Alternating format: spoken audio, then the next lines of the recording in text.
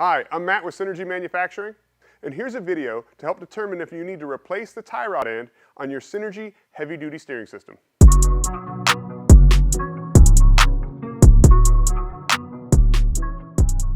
It's a common misconception that when you grab your drag link or your tie rod, that they move a little bit and that's a bad thing.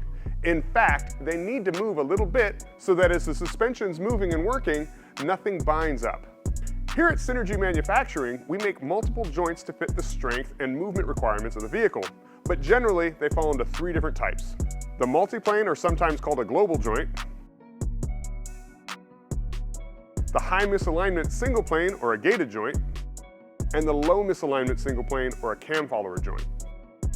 On our steering components, we pair a multiplane joint with a single plane joint in order to hold the bar in the correct orientation while still allowing the other side to move freely without binding.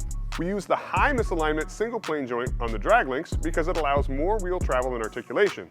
We use the low misalignment single plane joints on tie rods because it's only moving left and right, and we want that bar to maintain proper alignment for steering rams and stabilizers, and we can take a much larger hit without changing orientation. So here's one of our high misalignment tie rod ends on our drag link. You'll notice that it goes up and down a little bit, just like it should. This is to allow the travel of the vehicle and articulation to not bind up and limit you. So on our tie rod, we have one of our low misalignment single plate tie rod ends. It's very difficult to move, and the whole reason we do this is to keep the tie rod oriented nicely for either a hydraulic ram or a steering stabilizer. I have a standard mag-based dial indicator, get them on Amazon, wherever you want to buy stuff. And I have it right now hooked up in line with the tie rod end, not with the drag link. Per the manual, you're supposed to lift up with less than 10 pounds of force.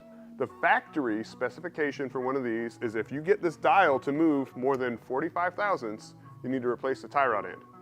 Our tie rod ends are a little bit tighter and better designed than that. If you see more than 25 thousandths with less than 10 pounds of force, you need to replace the tie rod end. For the purposes of this video, I took this tie rod end apart and destroyed it so that you can see what a bad one looks like.